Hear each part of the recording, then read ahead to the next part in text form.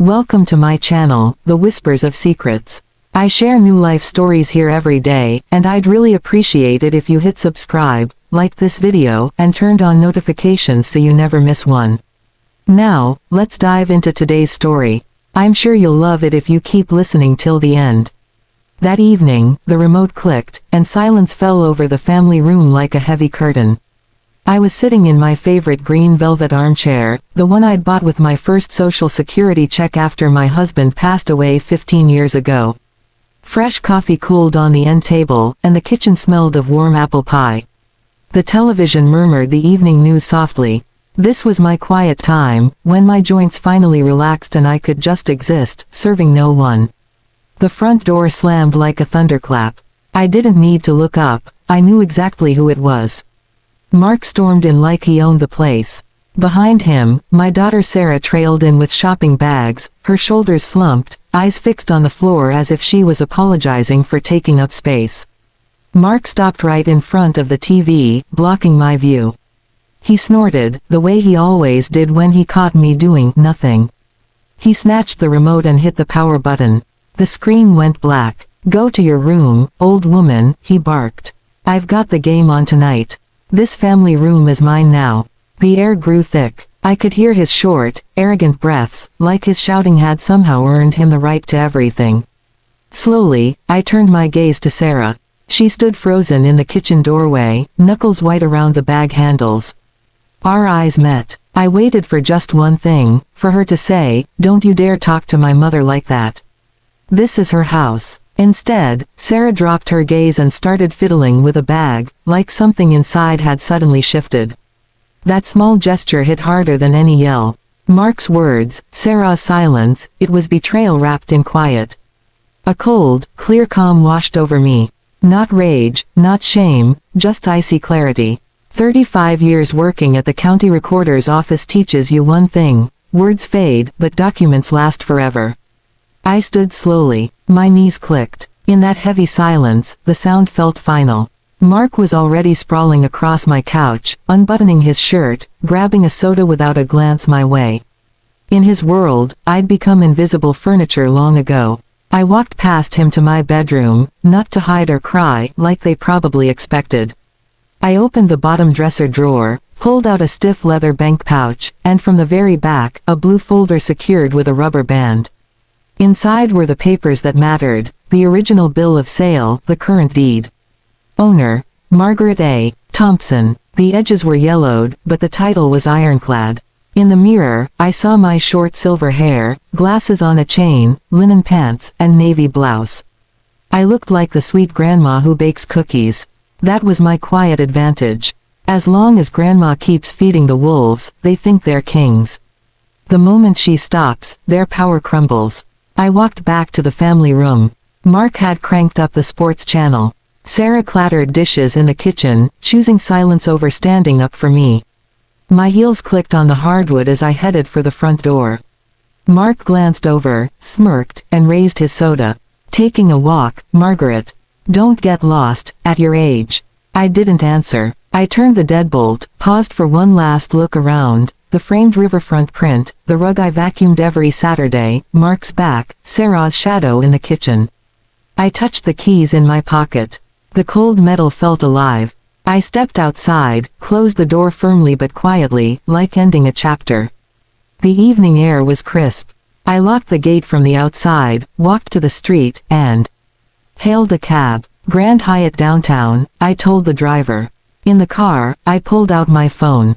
My fingers trembled, not from fear, but from reclaimed power. I scrolled to a contact I hadn't called in years but knew would answer, William H. Carter, attorney at law. We'd worked in the same building for decades, he handled property disputes, I processed deeds.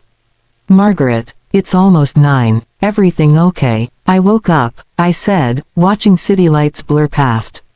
"I need your help. I have court tomorrow morning. This is urgent, my mental health and my property." "I'm listening. I want to evict 2 tenants."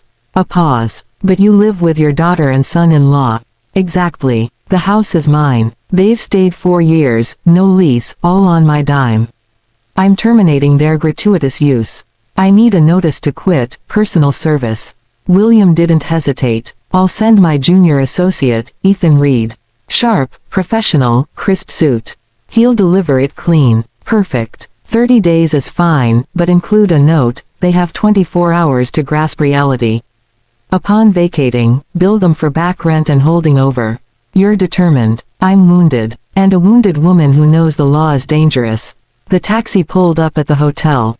The doorman opened my door with more respect than Mark had shown me in years. No luggage, he asked kindly. Just my purse, I said quietly, and the dignity I just took back. The room smelled of lavender and fresh linens. I turned on my favorite channel, set the volume exactly how I liked it, ordered soup and a glass of red wine. I ate slowly, thinking clearly. My house, my rules, finally. I pictured tomorrow morning, the doorbell, Ethan's calm finger pressing it, delivering the law's quiet knock. I slept soundly, like someone finally in control.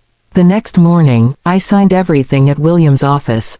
Ethan was already on his way. I waited in reception, sipping coffee, watching the clock tick toward consequences.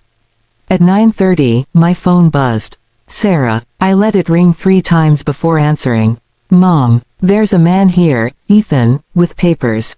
Mark is screaming. What is going on? Where are you? Ethan is the attorney's associate, I said calmly. Ask your husband to lower his voice. Read the notice aloud. Tell him the old woman isn't available for yelling today. But it says eviction, 30 days. Mom, have you lost your mind? For the first time in years, Sarah, I'm completely clear-headed. Read it. Do what it says. Less screaming is better. I ended the call. Silence returned like flipping a switch.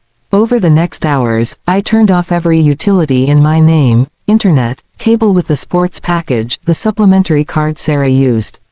Not cancelled, suspended. Felt, not painful. Texts poured in. I ignored them. I bought new clothes, crisp trousers, white blouse, beige blazer, low-heeled pumps.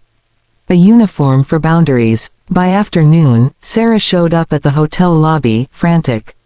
I met her downstairs, calm in my new armor. We talked. I explained. 30 days, no utilities, no cards. This wasn't revenge, it was order. She begged, blamed, bargained. I held firm. If your marriage depends on my house and my money, I told her gently, it's not love, it's a hostage situation. And you're the hostage. She left angry, but something shifted in her eyes. The next day, at William's office, Mark blustered about rights. I laid out the deed, the gambling losses, the lies. Sarah saw the broker statements, 0 savings, massive debt. Truth hit her like cold water. Mark stormed out. Sarah stayed behind, whispering, I didn't get in his car. Good, I said. Walk, breathe, choose yourself. 30 days later, the moving truck came.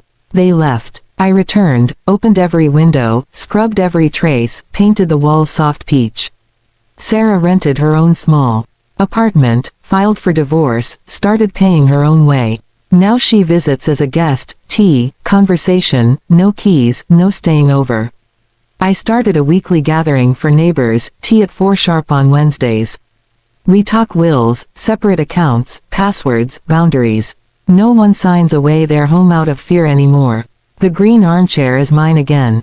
The remote is mine. The volume is exactly how I like it.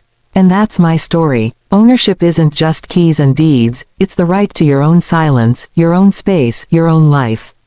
Thank you for listening. If this touched you, please like, subscribe, and comment below. What city are you watching from, and what time is it there?